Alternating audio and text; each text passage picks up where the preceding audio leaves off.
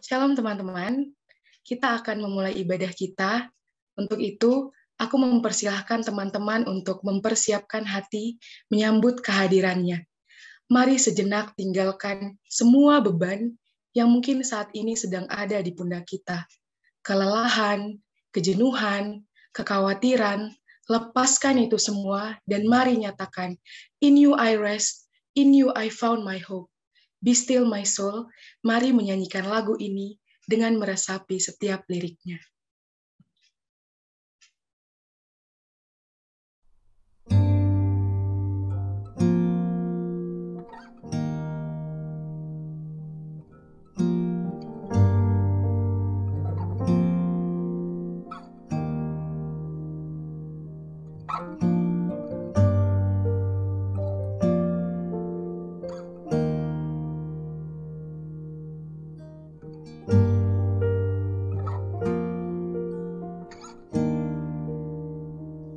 Be still, my soul, the Lord is on thy side.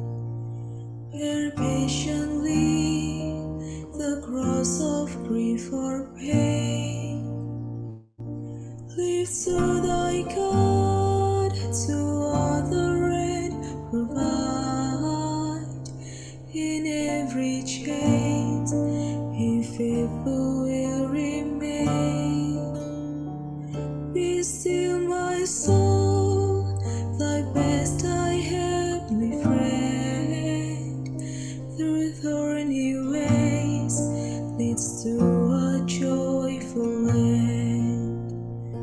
Be still, my soul, thy God doth undertake to guide the future as He has the past.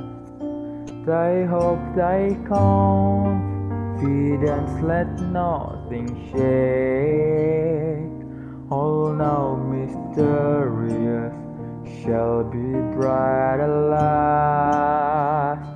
Be still, my soul, the waves and winds still know His voice who ruled them while He dwelt below.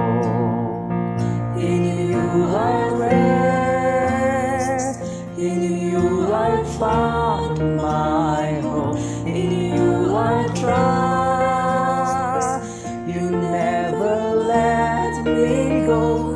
I bless my life within your hands alone. Be still, my soul. Be still, my soul.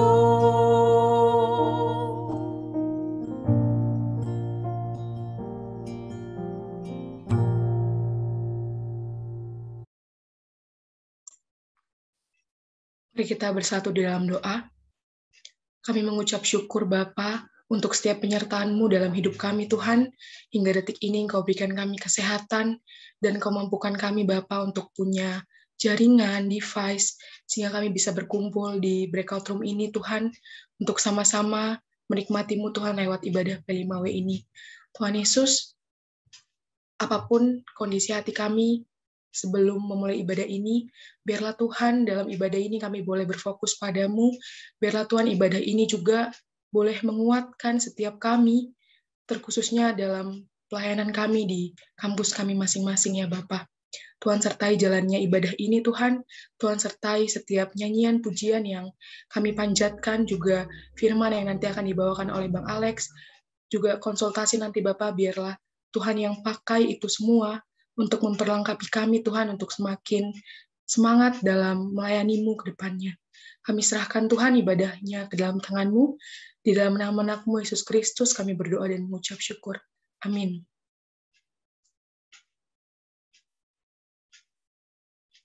Saat ini, aku mempersilahkan teman-teman untuk mengambil sikap teduh.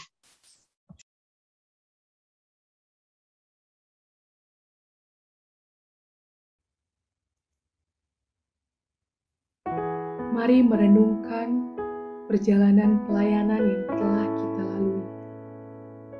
pelayanan online yang menjenuhkan sering membuat kita salah fokus dan kehilangan arah. Kita terjebak dalam keegoisan diri, merasa sudah berjuang penuh, dan menuntut Tuhan memberi situasi yang lebih baik daripada yang terjadi saat ini. Kita terjebak dalam keegoisan diri, sampai lupa pada jemaat yang Tuhan titipkan, kakak-kakak yang Tuhan percayakan, atau mungkin kita juga lupa siapa pemilik pelayanan ini. Mari merenung sejenak. Sudahkah kita memandang tuaian di kampus kita dengan sudut pandang kasih? Sudahkah kita menyadari peran kita sebagai pekerja untuk tuaian-tuaian itu? Sudahkah kita menghidupi peran yang Tuhan percayakan ini dengan sungguh?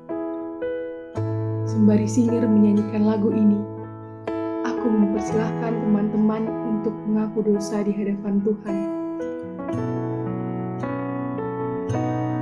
Telah ku perhatikanlah sesama, atau ku biarkan tegar. Patut menghantarnya pada Kristus, dan kasih Tuhan harus ku sapa. Berapa yang terhilang telah ku cari, dan ku lepaskan yang terbelenggu. Sudahkah yang terbaik ku berikan kepada Yesus Tuhanku? Mari sama-sama menyanyikan bait keempat dari lagu ini. Ku tak mau lebih lama dalam jurang, ku panjat dindingnya terjal. Dunia yang kan binasa memerlukan berita kasih Allah yang kekal. Berapa yang terhilang telah ku cari, dan ku lepaskan yang terbelenggu. Sudahkah yang terbaik ku berikan kepada Yesus Tuhanku?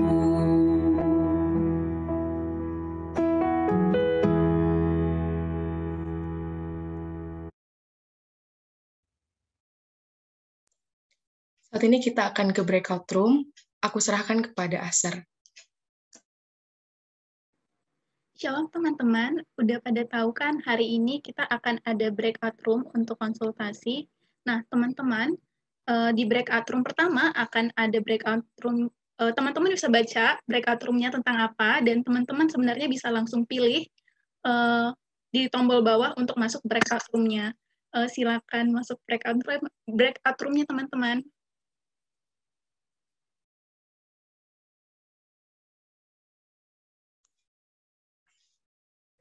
Sungguh bersyukur karena kita punya Allah yang sangat mengasihi kita.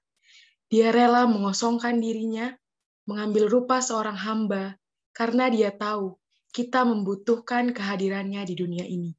Sebelum mendengarkan khotbah, aku mengajak teman-teman untuk sejenak mengambil waktu menyembah Dia, Allah yang melalui Yesus Kristus telah memberikan kita teladan sempurna tentang bagaimana melayaninya. The Servant King, mari menyanyikan lagu ini.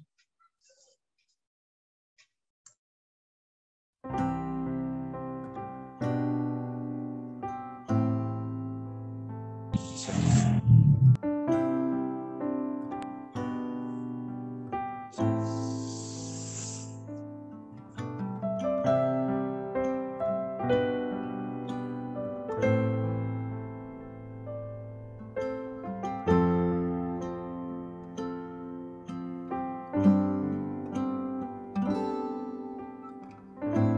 heaven you came, helpless babe,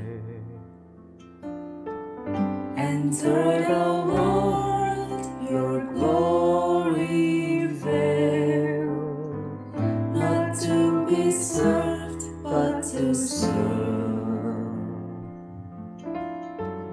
and give your life that we might live. This is our God, the servant King. He calls us now to follow Him, to bring our lives as a daily offering of worship to the servant King.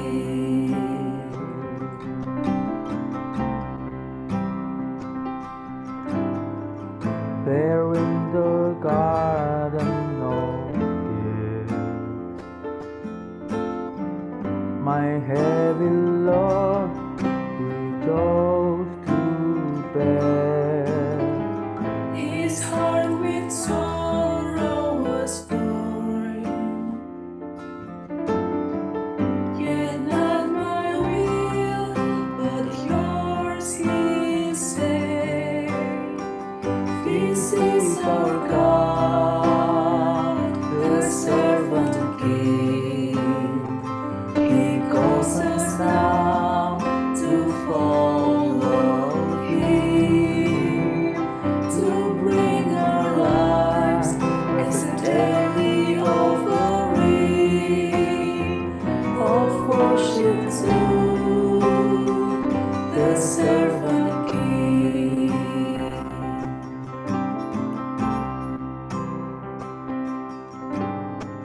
Come see His hands and His feet, the scars that speak of sacrifice, hands that flung stars into space. To cruel nails surrender. This is our God, the servant King. He calls us now to follow Him, to bring our lives as a daily offering of worship to the servant King.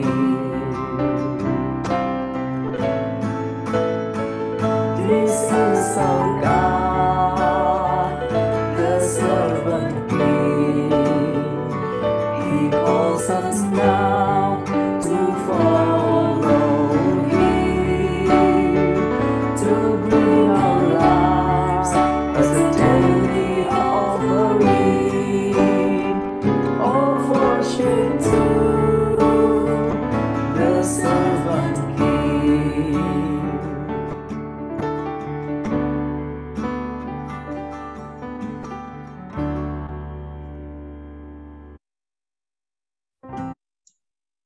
Kepada Bang Alex, aku persilahkan. Mari kita berdoa. Tuhan, kami bersyukur punya Allah seperti Engkau, yang bukan hanya bertahta tinggi di atas sana, tetapi turun ke dalam dunia menjadi sama dengan kami, manusia. Bahkan dalam keadaan sebagai manusia, Engkau merendahkan dirimu, mengambil rupa seorang hamba dan taat sampai mati di kayu salib. Dan karena itulah kami meninggikan Engkau ya Tuhan, karena kami bisa melihat teladan yang sempurna Dan Tuhan pun memanggil kami untuk boleh meneladani-Mu. Kami akan membuka firman-Mu ya Tuhan. Kami mohon ketika kami membuka firman-Mu, bukalah juga hati kami. Jadikanlah hati kami seperti tanah yang baik, supaya ketika benih firman Tuhan ditaburkan, boleh sungguh-sungguh berakar, bertumbuh, dan juga berbuah nyata di dalam hidup kami. Berkati baik hamba-Mu yang menyampaikan firman, setiap kami yang mendengar. Tolong kami agar kami bukan hanya jadi pendengar-pendengar firman yang setia, tapi mampukan dengan kuasa pertolongan Roh-Mu yang kudus. Kami dimampukan menjadi pelaku-pelaku firman-Mu dalam hidup kami, di dalam masa muda kami. Bersabdalah ya Tuhan, kami anak-anak-Mu sedia mendengarnya, dalam satu nama yang kudus, nama yang berkuasa, nama Tuhan kami Yesus Kristus. Kami menyerahkan pemberitaan firman-Mu. Amin. Shalom teman-teman sekalian, selamat malam. Saya bersyukur buat kesempatan ini kita sama-sama boleh beribadah dan juga kita ada kesempatan berdiskusi tadi dengan beberapa pertanyaan yang kalian sudah ajukan dan juga kita boleh mendengar firman Tuhan. Di dalam pelayanan ada beberapa faktor yang terlibat, tentunya sangat berpengaruh. Pertama yaitu kehadiran Allah sendiri, yang tentunya tidak tergantikan, karena itulah pelayanan kita menjadi pelayanan yang bisa terus berjalan karena kehadiran Allah. Yang kedua adalah kehadiran orang-orang yang dilayani, ya. Dan ini juga jadi bagian yang tidak terlepas dari sebuah pelayanan. Allah, orang-orang yang dilayani dengan berbagai karakteristik, berbagai kondisi, dan tadi banyak sekali kondisi yang teman-teman sudah diskusikan, sudah coba ajukan pertanyaan. Bagaimana kalau AKK-nya bandel? Bagaimana kalau dia slow respon? Bagaimana kalau begini? Aduh, udah capek nih, gitu ya. Nah, tetapi juga yang ketiga, tentunya yang menjadi faktor yang penting juga adalah diri sang pelayan. Nah, tentu ini yang bagi saya bagian yang penting untuk kita bahas juga. Dan kalau kita bicara orang yang dilayani, ya saudara nggak bisa mengontrol orang yang dilayani dalam arti mengatur atau meminta respon yang harus persis sesuai dengan yang kamu mau. Tentu itu butuh perjuangan, butuh kerendahan hati, butuh doa, begitu ya, supaya juga Tuhan yang menggerakkan mereka. Tetapi bagian yang bagi saya penting, yang ada, boleh pakai istilah itu ya, ada dalam kontrol kita adalah diri kita. Betulkah kita siap melayani? Nah, ini kadang-kadang jadi pertanyaan penting ya. Waktu kemarin yang ikut RKKJ kita bahas tuh ya, Yesus tuh jelas sekali berkata, aku datang bukan untuk dilayani, tetapi untuk melayani. Nah, Tuhan yang datang untuk melayani memanggil kita juga untuk melayani. Nah, sehingga kalau teman-teman mau ikut melayani, begitu ya. Tadi dalam lagu Servant King itu ya, bait yang terakhir kan, come, let us come and serve, begitu ya. Nah, sekarang pertanyaannya bagaimana dengan kita? Kalau pelayanan Yesus dengan sangat jelas menunjukkan bahwa it's not about himself, bukan tentang dirinya, tetapi disinilah kita lihat bagaimana dia memberikan dirinya, bahkan ya, itu kalimat di Markus 10 ya, bukan untuk dilayani, tapi untuk melayani dan untuk menyerahkan nyawanya menjadi tebusan bagi banyak orang. So it's really not about himself. Dan kalau kita melayani juga ya, harusnya kita juga menyadari ya, seperti tema kita, it's not about me. Jadi teman-teman, saya ingin mengajak kita melihat ya, tentu Yesus teladan yang sempurna, tapi ingat ya, kadang-kadang kita suka bilang, iya sih Bang, tapi itu kan Yesus, iya sih Bang, itu kan Yesus, begitu ya. Tapi Alkitab juga memanggil kita untuk menjadi seperti Kristus. Jadi sebenarnya tidak ada opsi lain begitu ya, dalam arti kalau saudara mau melayani seperti Yesus, maka mari ikut dia, begitu ya. Filipi pasal 2 akan jadi ayat dasar yang saya akan ajak untuk kita renungkan, tapi waktu yang terbatas, saya tidak bisa menjelaskan semua hal, ya. Saya akan fokus ke beberapa bagian. Kalau kita baca Filipi 2, kelihatan sekali relasi Paulus yang begitu dekat dengan jemaat. Pasal 2 ayat 1 saya akan mulai baca. Jadi karena dalam Kristus ada nasihat, ada penghiburan kasih, ada persekutuan roh, ada kasih mesra dan belas kasihan, karena itu sempurnakanlah sukacitaku dengan ini. Hendaklah kamu sehati sepikir dalam satu kasih, satu jiwa, satu tujuan, dengan tidak mencari kepentingan sendiri atau puji-pujian yang sia-sia. Sebaliknya, hendaklah dengan rendah hati, yang seorang menganggap yang lain lebih utama daripada dirinya sendiri. Dan janganlah tiap-tiap orang hanya memperhatikan kepentingannya sendiri, tetapi kepentingan orang lain juga. Hendaklah kamu dalam hidupmu bersama menaruh pikiran dan perasaan yang terdapat juga dalam Kristus Yesus, yang walaupun dalam rupa Allah tidak menganggap kesetaraan dengan Allah itu sebagai milik yang harus dipertahankan, melainkan telah mengosongkan dirinya sendiri dan mengambil rupa seorang hamba dan menjadi sama dengan manusia. Dan dalam keadaan sebagai manusia, ia telah merendahkan dirinya dan taat sampai mati, bahkan sampai mati di kayu salib. Itulah sebabnya Allah sangat meninggikan dia dan mengaruniakan kepadanya nama di atas segala nama, supaya dalam nama Yesus bertekuk lutut segala yang ada di langit dan yang ada di atas bumi dan yang ada di bawah bumi, dan segala lidah mengaku Yesus Kristus adalah Tuhan, bagi kemuliaan Allah Bapa. Sedemikian jauh pembacaan Alkitab. Berbahagialah kita yang bukan hanya membacanya, tetapi merenungkannya, melakukannya dalam hidup kita, dan bahkan membagikannya. Nah, teman-teman yang dikasihi dalam Tuhan Yesus Kristus, kalau kita perhatikan sedikit tentang konteks kitab Filipi. Sebenarnya ini kitab yang saya katakan tadi menunjukkan kedekatan Paulus dengan jemaat yang dia layani, satu kota yang jemaatnya Paulus rintis, dalam penglihatan yang Tuhan bukakan kepada Paulus, dia ke Makedonia dan kemudian di sana dia melayani di kota Filipi. Dan kita melihat bagaimana jemaat Filipi walaupun di dalam keterbatasan mereka. Jemaat Filipi bukan jemaat yang kaya, tetapi jemaat yang dalam keterbatasan mereka bahkan memberi dukungan baik bagi gereja Yerusalem yang waktu itu sedang mengalami kelaparan karena kondisi masa itu, sehingga mereka juga mengirimkan bantuan kepada jemaat Yerusalem, dan nampaknya mereka juga memberikan bantuan kepada Paulus bagi pelayanannya. Jadi ini jemaat yang miskin tapi murah hati, ya. Bagaimana Tuhan bahkan melihat mereka begitu luar biasa dan bahkan mengutus satu orang begitu, ya. Nanti kalau kalian perhatikan di Filipi pasal yang ketiga, mereka mengutus untuk menolong Paulus dalam pelayanan Paulus, yaitu Epafroditus.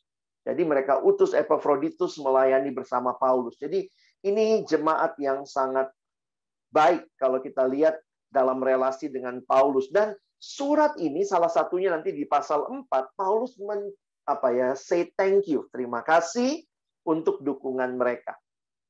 Tetapi selain ucapan syukur atas dukungan mereka, tetapi ada masalah juga, ya. Nanti kalian perhatikan, ya.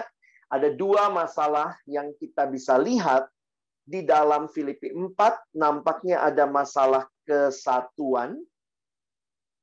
Ada dua orang tokoh perempuan yang mungkin adalah pemimpin jemaat. Itu berselisih. Itu nampaknya lagi nggak akur, ya. Jadi ada masalah kesatuan, itu di Filipi 4 ayat 2 dan 3. Dan juga ada masalah pengajaran, ya. Di Filipi 3 ayat 2 sampai 3 ada guru-guru palsu, penyunat-penyunat palsu yang Paulus bahkan sebut mereka anjing-anjing. Dan ketika dalam suasana seperti ini, kita melihat bagaimana Paulus memberikan teladan yang menarik dari Kristus. Secara khusus dalam konteks kesatuan, teladan Kristus ini menjadi teladan yang harusnya dimiliki oleh jemaat yang juga katanya mengaku ikut Yesus. Jadi bagi saya jadi menarik ini ya. Ini buat jemaat. Kalau buat jemaat saja harus begini, apalagi pelayannya. Kira-kira begitu ya. Jadi coba lihat ayat 1 sampai 2 ini.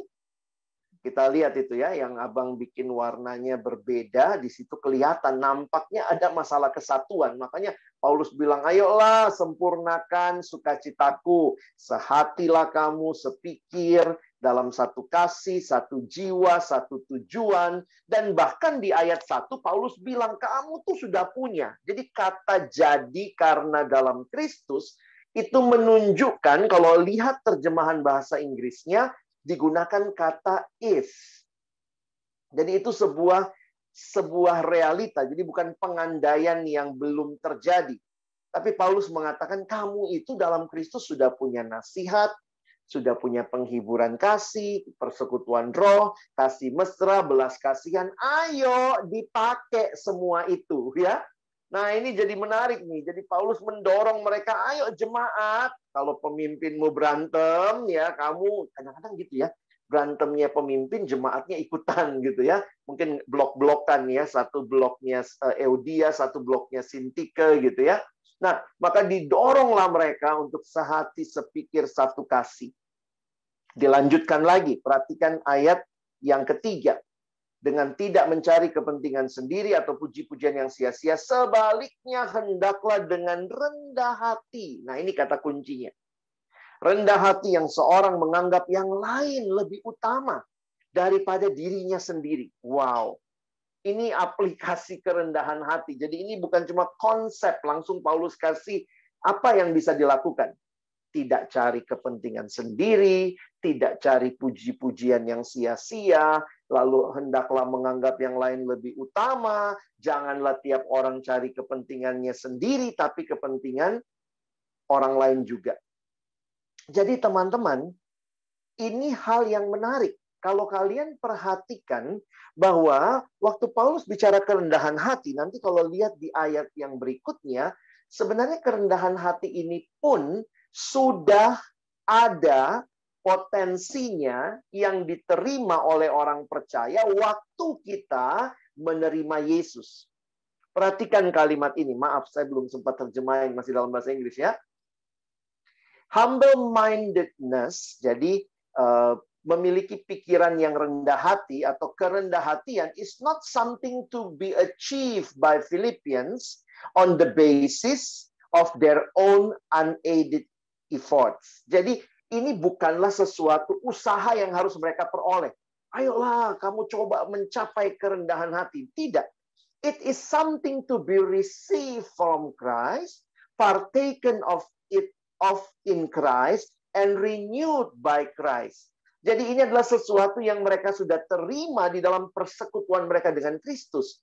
Jadi teman-teman menarik ya. Nanti kalau kalian belajar tentang buah roh, ingat ya. Salah satunya buah roh adalah rendah hati. Rendah hati itu bukan buahnya kita dari awalnya, waktu masih atau sebelum kita kenal Yesus, kita dalam dosa, ya nggak mungkin rendah hati.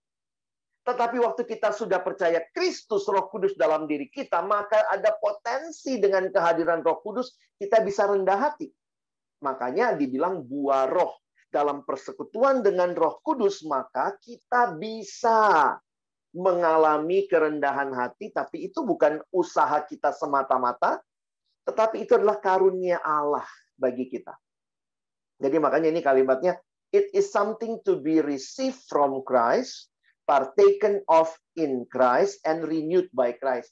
Jadi teman-teman, saya mau kasih tahu begini. Betul, mungkin kalian ngomong, aduh Bang Alex, abang sih ngomongnya Yesus, aduh tinggi banget kayaknya Yesus gitu ya. Wah, kalau Yesus mengutamakan orang lain, wow, itu Yesus, Bang. Tapi lihat penjelasan ini. Ini satu penjelasan dalam persiapan saya yang sangat melegakan. Karena saya takut nih, khotbah, aduh, ayolah, ayolah. Terus kalian bilang, Bang, tapi itu kan Yesus. Tapi lihat, kalau kau sungguh-sungguh mengalami karunia Allah, maka Roh Kudus yang diam di dalam dirimu bisa membuat kamu alami tema sore hari ini. Masih ingat tema kita hari ini apa? It's not about me. Kalau kamu masih hidup dalam dosa, dalam daging, itu buah daging, it's all about me. Hanya ketika engkau bersatu dengan Kristus, maka kamu bisa berkata juga, it's not about me.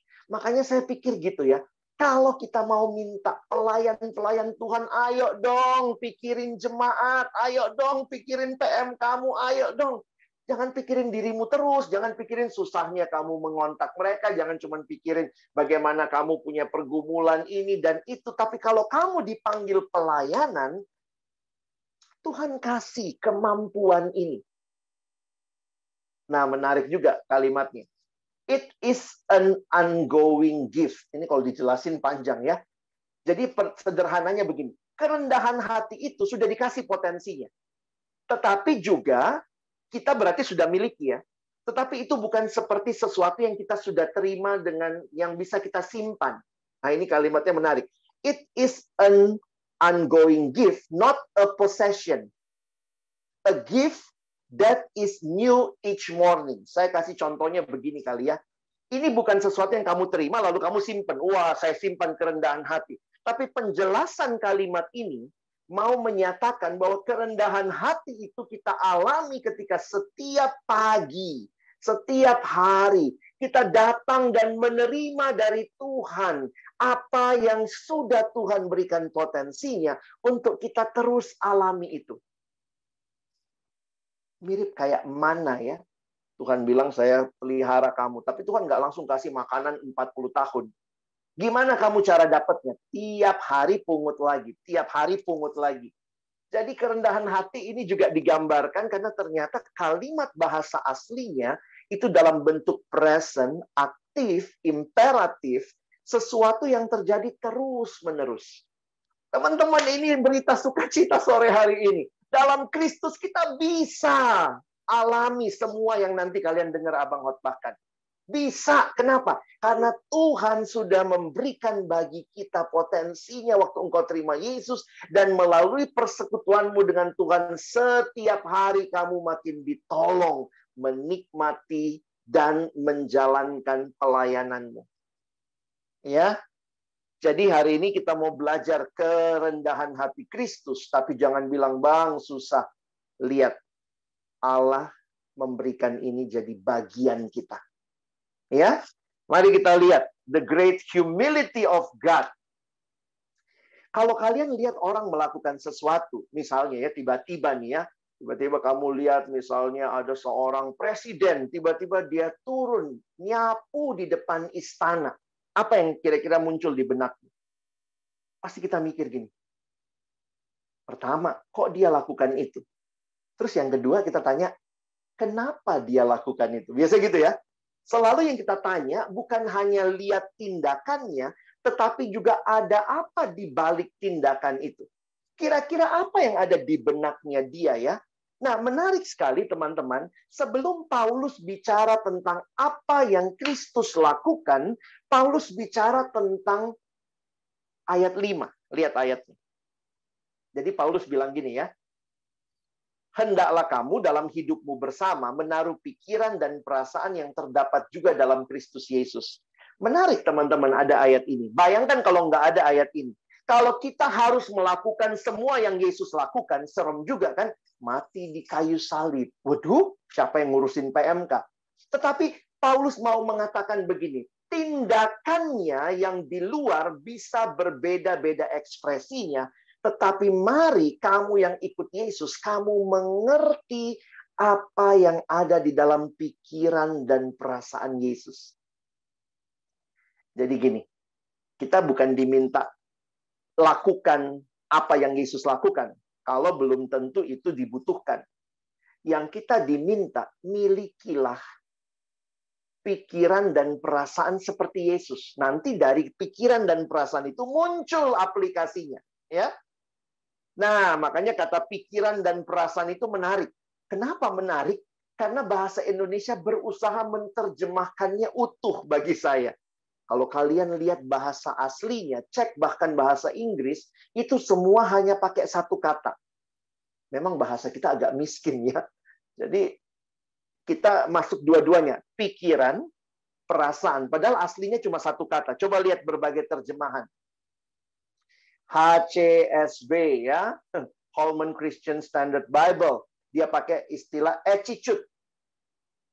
Kalau ESV pakai istilah mind. Pikiran. Kalau NLT, New Living Translation, pakai istilah attitude. Kalau NASB, New American Standard Bible, pakai istilah attitude. Kalau The Message, pakai istilah think. Ya, the way Christ. Lalu NIV, pakai istilah mindset. Indonesia mungkin bingung, gimana nerjemahinnya ya. Bahwa ini keseluruhan, akhirnya dipakailah itu.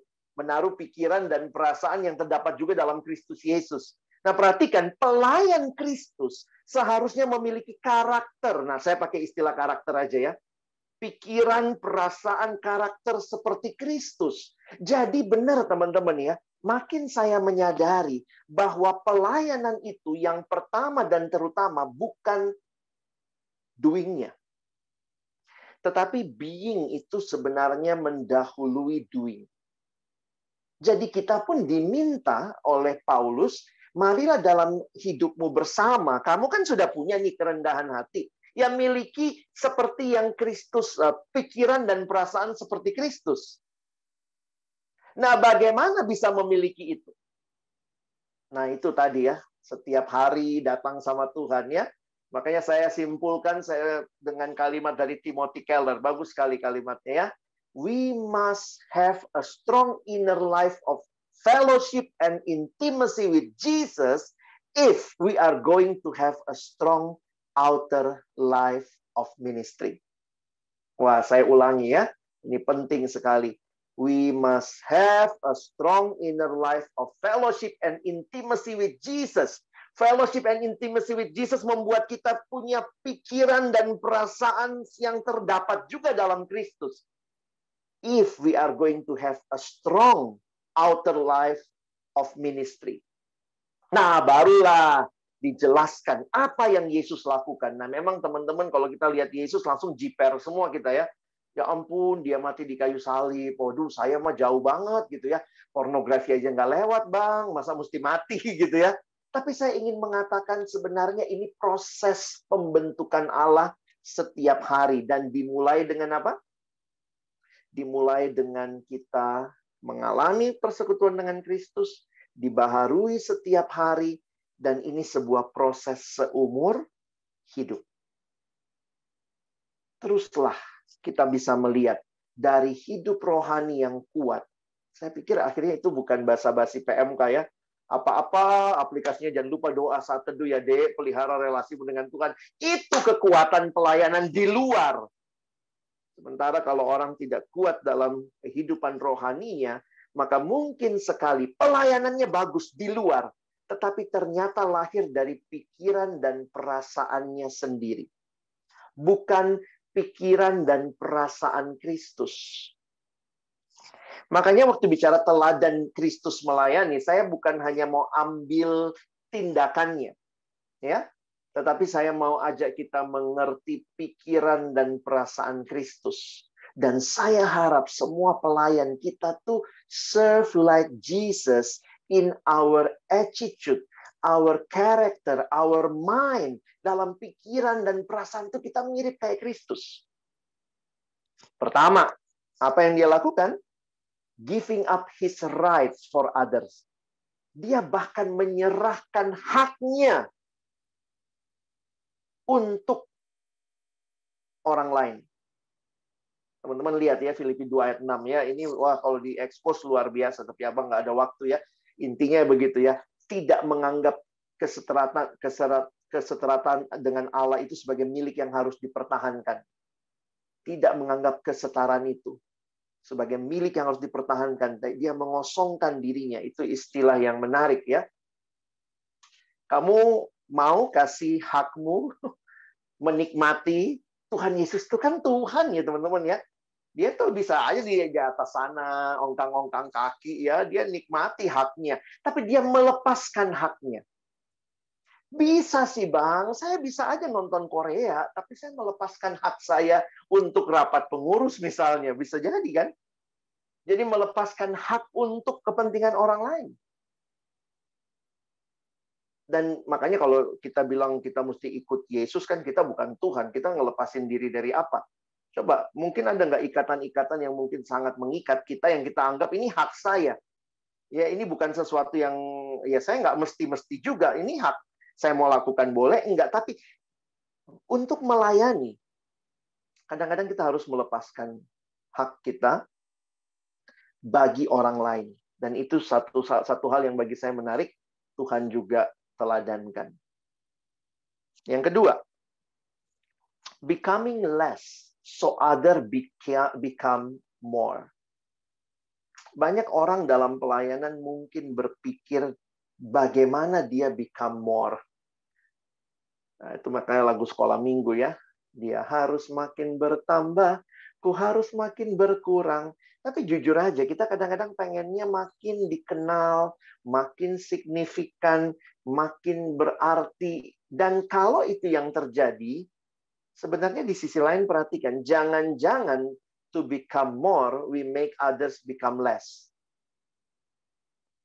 Tapi ini yang terjadi, dia, makanya kalau tadi lihat ya, Yesus itu Allah jadi manusia. Waduh, itu gimana membayangkannya?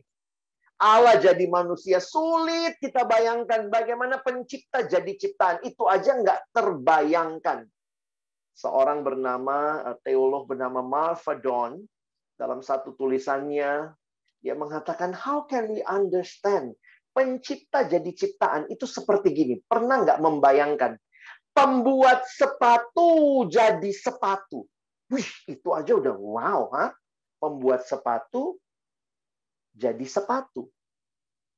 Allah jadi ciptaan, Allah jadi manusia, tetapi bahkan waktu dia datang sebagai manusia, ia mengosongkan dirinya sendiri dan dia mengambil rupa, bukan cuma manusia biasa, bangsawan yang lahir di istana.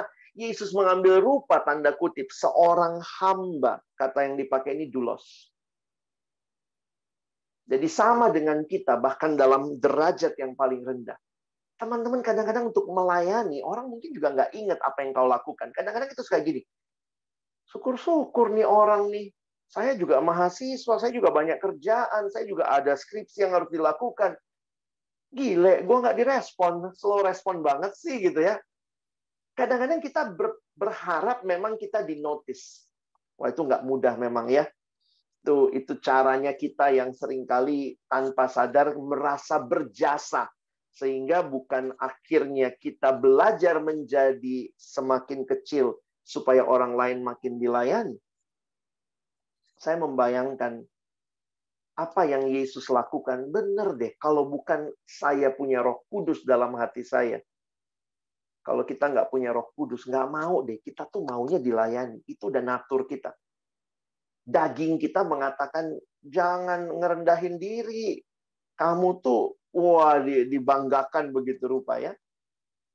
Nah, di sisi yang positif, becoming less so other become more, saya pikir ini kalian bisa pelajari di Matius 9, 35, 38. Ya, ini ayat juga yang pengurus minta disinggung paling tidak ya. Saya akhirnya menempatkan dalam kaitan ini. Yesus berkeliling ke semua kota dan desa. Lihat ya, jangan pikir, wah desanya zaman itu sedikit ya Bang. Iya, karena di sini yang di peta itu kota besar. Saya baca sebuah komentari mengatakan survei di zaman Yesus, kota dan desanya kira-kira minimal 200 kota dan desa. Berarti memang ya pelayanannya Yesus tuh meluas, tapi juga sisi yang lain itu pasti sibuk ya. Pasti capek. Makanya kalau ada yang mau melayani tapi nggak mau capek, salah masuk coy gitu ya, masuk tempat lain aja gitu ya. Lalu kemudian yang Yesus lakukan, oh ini kota-kotanya kalian bisa lihat lah ya. Yang Yesus lakukan ada 3 hal ya. Kalau kita simpulkan dalam bahasa Inggris lebih gampang, teaching, preaching, and healing. Jadi lihat, udah keliling semua kota dan desa, lalu melakukan semua ini. Dan saya yakin ya, Tuhan Yesus itu kalau menyembuhkan pasti pasti individual ya. Atau kalian kebayangnya gimana? Apa Yesus kalau nyembuhin, oke, pilek, satu baris, pilek, satu baris. Oke, satu baris, kusta, satu baris. Buta, satu baris. Lalu nanti, cuy, gitu. Selesai, gitu. Saya sih yakinnya satu-satu dilayani ya. Karena itu membutuhkan tenaga, energi, dan pasti capek. Dan ayat yang diberikan kepada kita, di ayat 36, melihat orang banyak itu, tergeraklah hati Yesus oleh belas kasihan kepada mereka karena mereka lelah dan terlantar seperti domba tidak bergembala. Teman-teman, visi itu apa? Visi itu melihat. Dan Yesus melihat mereka seperti domba tidak bergembala. Di Alkitab, kalau kalian mengerti kedombaan, domba tak bergembala itu cuma satu kata, binasa. Waktu melihat domba tidak bergembala, maukah kau menjadi less so other become more? Kata yang digunakan adalah Yesus punya belas kasihan. Kata belas kasihan, bahasa aslinya itu compassion.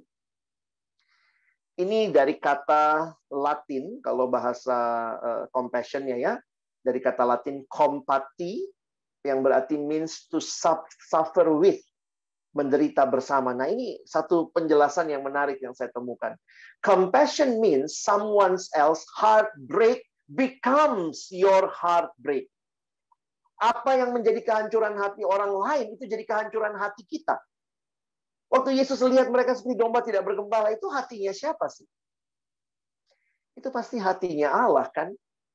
Tuhan, biarlah aku digerakkan oleh pandangan yang bisa melihat seperti yang Engkau lihat, dan hatiku hancur dengan hal-hal yang menghancurkan hatimu. Kadang-kadang kita nyanyi ya, berikanku hati seperti hatimu. Wah, itu gambaran bahwa Tuhan, biarlah hatiku hancur untuk hal-hal yang juga menghancurkan hatimu. Yesus lihat mereka seperti domba tidak bergembala. Karena itulah Dia rela melayani mereka. Another suffering becomes your suffering. True compassion changes the way we live. Nah, gimana kita bisa punya hal seperti ini? Karena kalau kita punya mata seperti matanya Yesus, hati seperti hatinya Yesus, yang berbelas kasihan, yang murah hati. Waktu kita sebutin semua, itu buah roh ternyata ya. Punya kasih, punya sukacita, punya damai sejahtera. Dan ingat, kita bukannya belum punya, tapi potensi itu sudah diberikan ketika engkau terima Yesus, maka engkau bisa hidup seperti itu, meniru Kristus. Tapi engkau perlu datang tiap hari, di-charge lagi, diutus, balik lagi, diutus lagi. Ini bukan sesuatu yang kita bisa simpan. Oh, saya punya 5 kilogram compassion. Saya punya 5 kilogram kerendahan hati. Tidak. Bagi saya menarik kalimat tadi ya. All of this is not possession. Itu sudah kita terima. Tetapi itu sesuatu yang akan kita nikmati dalam relasi setiap hari. The idea, nah pertanyaannya, dari mana ide compassion? The idea of compassion come to us because we were made in image of God. Kok kita bisa punya belas kasihan? Karena Allah yang ciptakan kita, Allah yang berbelas kasihan. Dan kita ini kan gambar Allah.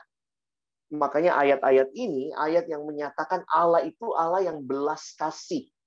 Lord are a compassionate and gracious God. Mazmur-mazmur ini. Dan karena itu, waktu lihat Yesus pun pelayanannya selain ayat yang kita baca tadi, di banyak tempat juga kelihatan ya. Matius 14, He had compassion on them. Jesus had compassion on them. Hanya kalau engkau berelasi dengan Allah, maka apa yang menghancurkan hati Allah, itu pun akan menghancurkan hatimu. What breaks God's heart will break your heart if you have deep relationship with God. Tapi kalau kamu nggak punya, kita cuma lagi main pelayanan-pelayanan gitu ya. Ya udah, pelayanan apa ya? Udah ada program harus dilakukan dan seterusnya. Kan itu Tuhan bilang ya, tuayan banyak, pekerja sedikit. Maksudnya siapa nih? Pekerja yang punya hati seperti hati Tuhan sedikit. Banyak orang melayani, tapi sedikit yang punya hati seperti hatinya Kristus. Karena itu apa? Doa, minta. Tadi saya di kelas Bang Rey ya. Gimana caranya? Minta dalam doa, Tuhan berikan kami pengurus. Dari mana itu? Hanya kalau mereka ketemu sama Tuhan, hatinya diubahkan oleh Tuhan, digerakkan, barulah mereka bisa juga punya hati bagi orang lain. Jadi, becoming less, so other become more. Itu gimana ya? Kita tuh bukan makhluk kayak gitu ya. Alex ini orang egois banget. Tapi waktu saya terima Yesus, saya mulai bisa nangis untuk pergumulan orang lain. Lihat orang nggak kenal Yesus, saya nangis. Waktu saya lihat keluarga saya ternyata belum sungguh-sungguh dalam Yesus. Waktu saya baru bertobat kelas 1 SMA, saya dan kakak saya, kami berdoa setiap hari untuk pertobatan keluarga. Kita bisa nangis. Dulu boro-boro nangis buat orang lain. Nangisnya kenapa? Ya, gua nggak dapet ini, it's all about me. But when you have Christ's heart in you, it's not about me. It's about God and His kingdom. It's about others. Ini indah sekali kalau dibayangkan ya, dipikirkan, diekspos gitu ya. Abang ngalamin tuh ya, bahwa ini mungkin kok ya, ini mungkin semua ya, karena kasih Tuhan. Dan berikutnya, being obedience whatever the cost. Wah, ini saya udah banyak bahas juga sebenarnya ya. Harganya apa ya? Taat sampai mati. Memang Tuhan nggak minta kita semua mati ya. Kalau kita mati ya siapa yang melayani. Tapi Tuhan minta yang hidup benar-benar bisa alami ini ya. Yesus berkata, yang ikut aku, sangkal diri, pikul salib, ikut aku. Nah, teman-teman bisa hayati ya. Kadang-kadang kita dulu saya bilang sama satu kampus ya, waktu bahas bayar harga dalam pelayanan. Dia bilang, Bang, kami begini. Terus saya kan baru bahas, Dek, kamu melayani sampai mana? Iya Bang, kita udah lakukan ini. Dia bilang lah semua yang dia lakukan ya. Waktu itu belum pandemi. Terus saya bilang, Dek, jangan lupa loh, Yesus juga melayani. Dan Yesus melayaninya sampai mati. Apa harga tertinggi yang Yesus serahkan? Nyawanya. Sampai mati. Oh gitu ya Bang. Jadi saya bilang, kamu gimana? Waktu itu dia bilang, aku lagi nggak ini Bang, aku lagi capek Bang. Saya bilang, capek kan Dek, belum mati. Ayo pelayanan lagi, gitu ya. Saling menyemangati lah, bukannya bilang menuntut ya, tapi jadi kita selalu diingatkan, Yesus melayaninya sampai apa? Sampai mati. Kamu belum mati, baru iya Bang, aku pelayanan dimarahin orang tuaku nggak ngerti pelayanan. Menurut Abang gimana? Saya bilang, Dek, yuk pelayanan lagi. Yesus sampai mati. Sampai akhirnya mereka malas datang sama Bang Alex katanya ya. Tiap kali diajak ngomong, ayo pelayanan lagi. Kenapa? Sampai mati. Kenapa? Teladan Yesus sampai mati. Tapi kira-kira apa yang ada di benak Yesus? Ketika dia menyerahkan dirinya. Dia menyerahkan dirinya supaya engkau dan saya beroleh selamat. Dan inilah kasih yang luar biasa. Dan kalau engkau dan saya dipanggil sekarang, mungkin nggak dipanggil mati kan? Tuhan masih panggil bayar harga, Tuhan panggil untuk sediakan waktu lebih, berikan perhatian, pulsamu, berikan untuk orang-orang yang kamu layani, kontaklah mereka dengan rutin, doakan mereka, berarti ambil waktumu, ambil jam doamu. Apakah kita punya pikiran dan perasaan yang sama? Orang itu kalau mengasihi, kalau sungguh-sungguh mengasihi, bahkan rela kasih nyawanya loh. Abang ingat waktu seorang adik meninggal, adik sekolah minggu saya, dan di pinggir, waktu itu dia masih muda, SMP kelas 1 kalau nggak salah ya, jatuh dari truk, meninggal, lalu kemudian mamanya di samping peti itu ya nangis-nangis, Tuhan, ambil aku aja Tuhan, jangan anakku, dia masih muda Tuhan. Ambil aku Tuhan. Itu ya, orang kalau kasih ya, dia bilang, ambil aku Tuhan, jangan dia. Dia mau kasih nyawanya. Coba kalau Tuhan dengar. Terus Tuhan bilang, oke, kau yang mati, gantian, anakmu yang bangkit. Terus anaknya bangkit lagi, aduh Tuhan, jangan mamaku yang mati, aku aja yang mati, gantian lagi. Mau sampai kapan gitu ya. Nah, waktu saya membayangkan itu, teman-teman, iya juga ya. Orang tuh kalau mengasihi, sampai rela kasih nyawanya. Jadi waktu Yesus memberikan nyawa, itu bukti kasih yang luar biasa. Dan Tuhan, saya ini bukan orang yang mau ngasih nyawa untuk orang lain. Tuhan, saya egois. Tapi kalau saya alami kasih-Mu Tuhan, biarlah Makanya waktu lihat beberapa misionaris ya, yang kadang-kadang kesaksiannya ya sampai mati di tanah ini. Saya pikir, Tuhan terima kasih. Ada seorang bernama Nommensen datang ke tanah Batak. Teman-teman tahu sebelum Nommensen ada misionaris lain kan? Ada 2 misionaris yang datang sebelum Nommensen. Lalu 2 itu dimakan ya, dibunuh, hatinya dibagi lalu dikirimlah semua ke ini dan dimakan gitu ya. Jadi orang-orang Batak ini ada darah Jermannya ya. Orang Jerman punya darah kau makan gitu ya. Tapi realitanya apa? Saya lagi bayangkan waktu si opung kita Nommensen mau datang ke tanah Batak dan dia tahu peristiwa sebelumnya. Jadi kira-kira kalau Nommensen ditanya, siap kau pergi sana nak? Siap. Kau tahu sebelum kau ada 2 dimakan, kau mau yang ketiga. Sehingga ada yang pernah menyoroti, kira-kira bagaimana mamanya Nommensen ya. Mamanya Nommensen mengutus anaknya dan tahu bahwa sebelum anaknya ada 2 orang yang harus mati. Dan mungkin dia akan merelakan anaknya. Tapi benar teman-teman, tanpa orang yang mengutamakan kerajaan Allah dan orang lain lebih daripada nyawanya sendiri, maka tidak ada pertobatan. Tuhan berkarya melalui penyerahan diri yang sungguh-sungguh dari hamba-hamba. Teman-teman, kita mau kampus-kampus kita bangkit. Apa pikiranmu? Apa perasaanmu? Makin mirip Yesus kah? Ini pertanyaan penting bagi kita. Dan terakhir, bukan cari pujian manusia. Not seeking man's applause. Itulah sebabnya Allah sangat meninggikan dia. Teman-teman, waktu saya perhatikan semua ini, Tuhan Yesus kan dikatakan dia rendah hati, miliki pikiran seperti dia. Teman-teman, saya ingat waktu saya kuliah tingkat 1, saya PA dari sini ya. Dan waktu itu terbuka sekali pikiran saya melihat begini. Dia merendahkan diri untuk apa? Ngapain dia merendahkan diri? Merendahkan hatinya. Kadang-kadang kita ini manusia sok rendah hati, tapi rendah hati papan loncat. Pura-pura merendah supaya kalau naik tinggi banget. Kamu MC jangan aku dong, kamu MC jangan aku dong. Dalam hati paksa terus. Kau aja, ya udahlah, iya deh aku. Aku nggak terlalu bagus suaranya. Dalam hati, nanti kau dengar aku nyanyi. Terus waktu nyanyi bagus banget. Terus orang bilang, ih hebat banget kau ya. Terus dalam hati, puji diri, haleluya. Bagus kan aku? Banyak orang sok rendah hati untuk meninggikan kualitas. Itu bikin malu sebenarnya. Itu bukan kerendahan hati yang sejati.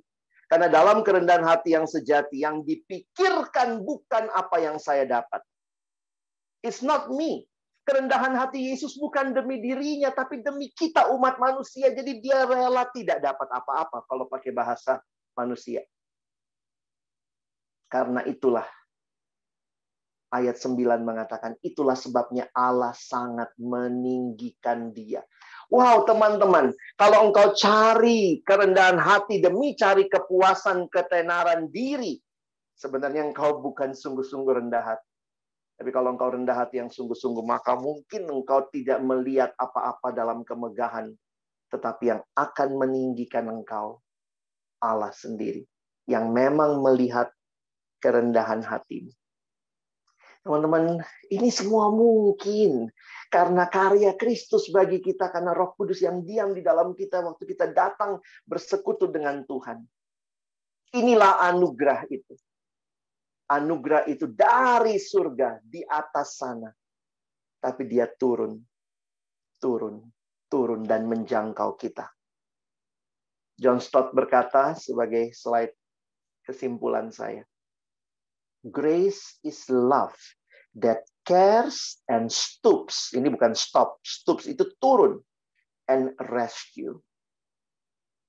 Anugerah itu adalah kasih yang peduli, yang rela turun, dan bahkan menyelamatkan. Bagaimana dengan kita? Bagaimana dengan pelayanan kita? Is it all about us? Me, and me? Atau waktu kita alami dari Tuhan dan kita akan terus berkata, bagimulah Tuhan, pelayananku dan hidupku. Kiranya teman-teman dalam semua kesulitan yang kamu alami tadi, kamu cerita Mahasiswanya begini, AKK-nya begini, jemaatnya begini. Oh Bang, begini-begini. Tapi ada satu hal yang engkau bisa benahi sekarang. Ketika ada pelayan-pelayan Tuhan dari berbagai PMK di Jakarta dan sekitarnya, merindukan, punya pikiran dan perasaan yang seperti Kristus, dan akan berjuang membangun pelayanan. Tuhan menolong kita. Bukan cuma jadi pendengar firman, tapi jadi pelaku firman. Amin. Adik saya, Bang Ray, boleh tutup dalam doa untuk firman Tuhan. Mari teman-teman kita bersatu dalam doa. Tuhan, kami datang dengan diri dan segala kebergumulan pelayanan. Kami datang sekali lagi menyerahkannya di hadapan Tuhan yang telah menunjukkan kasih-Mu, yang telah menyatakan jalan-Mu, yang telah memanggil kami untuk mengiring Tuhan melalui jalan yang Kau jalani, melalui pengorbanan yang Kau berikan bagi kami.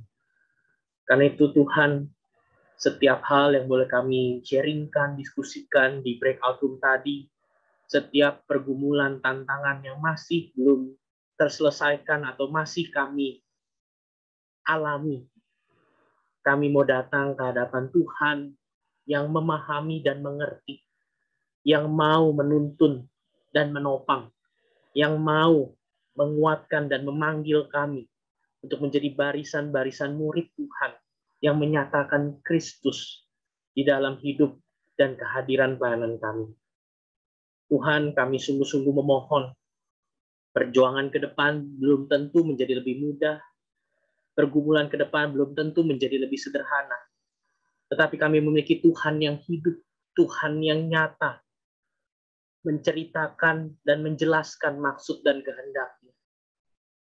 Kami berdoa, pimpin kami Tuhan, karena diri ini bukan tentang kami, PMK ini bukan tentang kami, pelayanan ini bukan tentang kami, pergumulan, tantangan, kesulitan ini bukan berakhir tentang kami. Mahasiswa, rekan-rekan, sahabat-sahabat di sekitar kami, itu bukan tentang kami. Ini semua tentang Tuhan yang hadir dan mengasihi, Tuhan yang menyapa dan menuntun kami. Ya, bersyukur ya Tuhan untuk kesempatan kami boleh merenungkan firman-Mu. Dan bersyukur juga buat Bang Alex yang boleh merenungkan dan menyampaikannya juga kepada kami.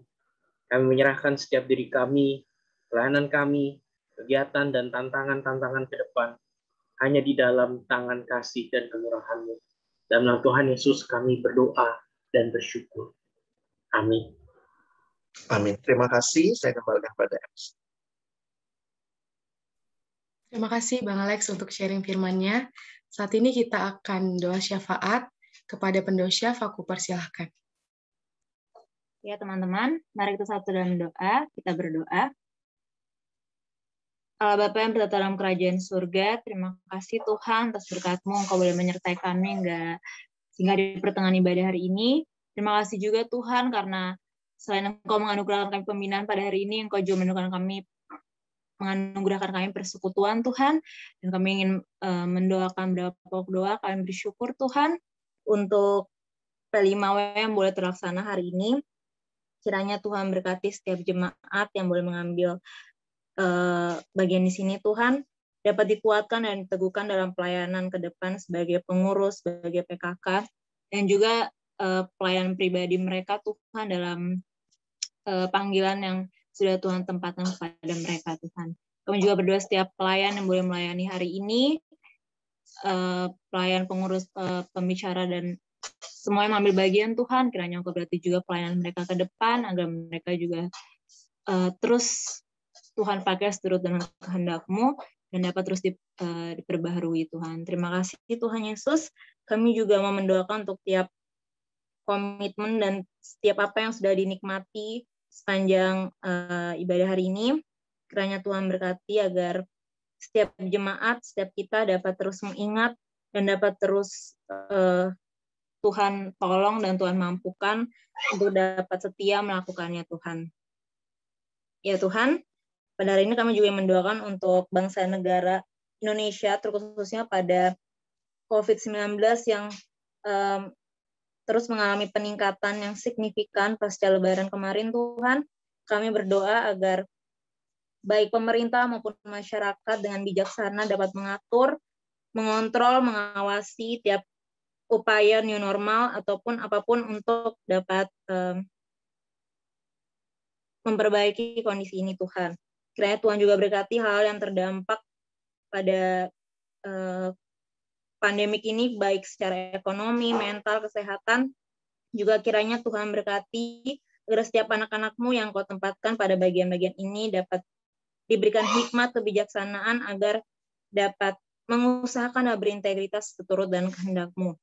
Ya Tuhan, kami juga yang berdoa untuk vaksinasi yang masih dilakukan. Kiranya Tuhan berkati agar vaksinasi ini dapat merata ke seluruh lapisan masyarakat dan juga dapat mengevaluasi efek samping vaksin agar dapat ditanggulangi dengan baik sehingga kami dapat terus berjalan ke arah yang lebih baik lagi Tuhan dalam kondisi yang seperti ini. Terima kasih Tuhan juga untuk setiap penyertaan yang Tuhan berikan kepada kami. Dan ya Tuhan, inilah doa yang boleh kami panjatkan kepadamu Tuhan dalam kelemahan dan ketidaksempurnaan ini. Kami serahkan doa kami Bapa. Dan Tuhan, kami minta ampun juga atas dosa kesalahan yang telah kami perbuat. Kami minta ampun Tuhan dalam kelemahan kami, kiranya Tuhan yang berkati agar kami dapat terus peka, dapat terus melihat kemana Tuhan pimpin, dan kami terus mengingat apa yang harusnya kami lakukan Tuhan. Terima kasih Tuhan Yesus. Kami serahkan doa ini dalam tangan-Mu. Haleluya. Amin. Terima kasih Kak SD.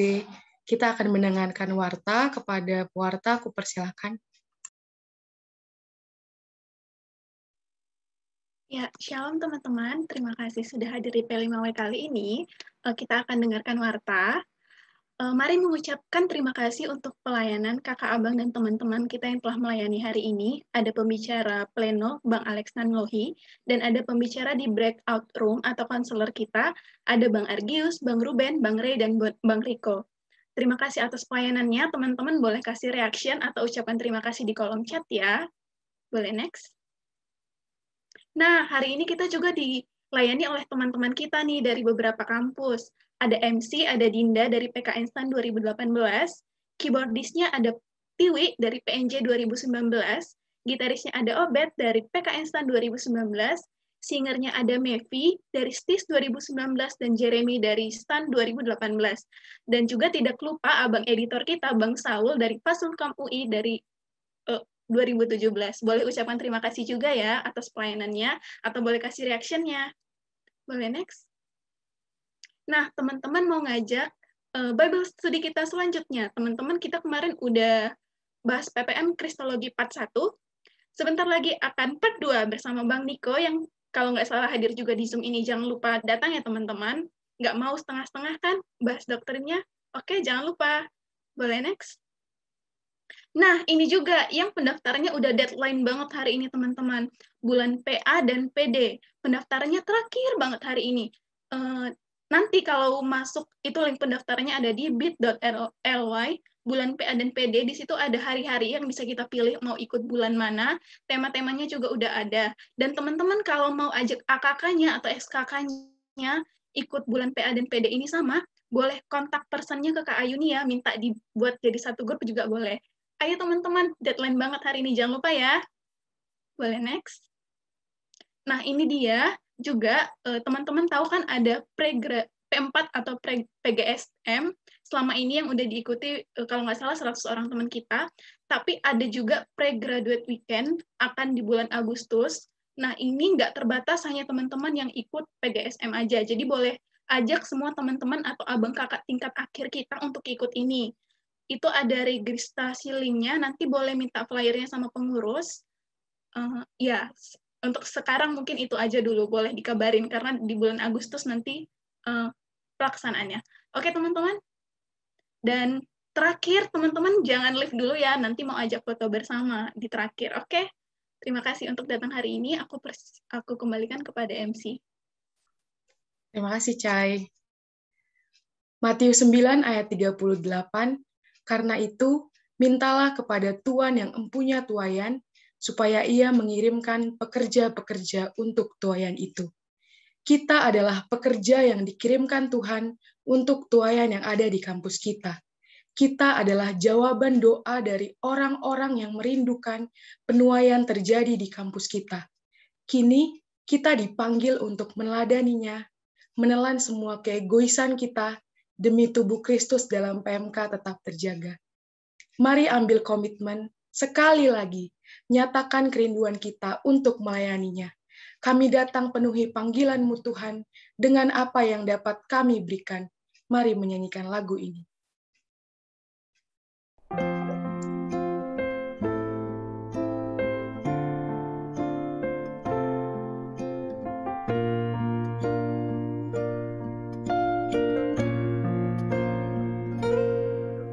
Kami datang penuhi panggilan-Mu Tuhan, dengan apa yang dapat kami berikan. Kami penuhi amanah agung-Mu, menyelamatkan jiwa yang tersesat. Kami datang penuhi panggilan-Mu Tuhan, dengan apa yang dapat kami berikan. Kami penuhi amanah agung-Mu,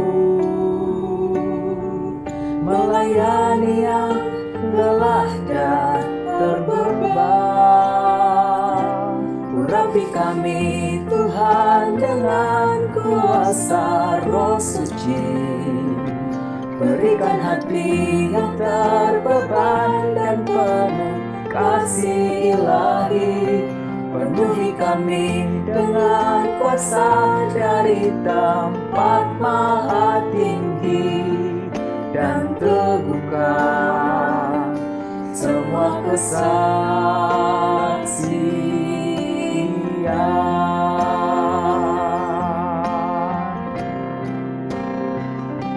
Urapi kami Tuhan dengan kuasa Roh Suci, berikan hati yang terbeban dan penuh kasih ilahi. Penuhi kami dengan kuasa dari tempat maha tinggi, dan teguhkan semua kesaksian.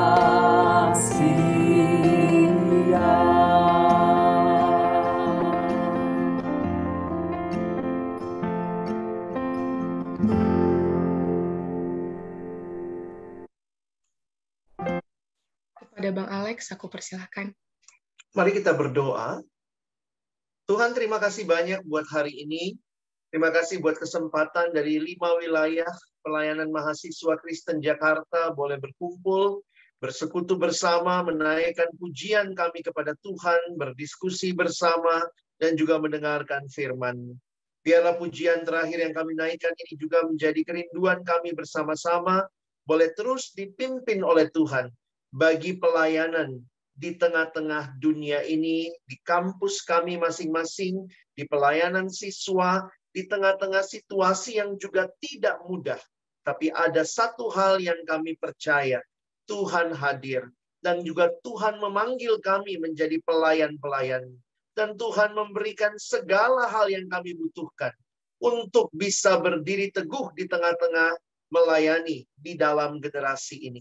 Karena itu Tuhan, teguhkan kami, kuatkan kami untuk melangkah bersama bagi pembangunan tubuh Kristus, bagi kemuliaan Allah. Terima kasih, kami menutup persekutuan kami malam hari ini di dalam satu nama yang kudus. Nama Tuhan kami Yesus Kristus, penebus dan juru selamat kami yang hidup, kami sudah berdoa, kami bersyukur. Amin. Amin. Teman-teman, ibadah kita telah selesai. Aku persilakan mengambil saat teduh sejenak dan aku kembalikan ke pengurus.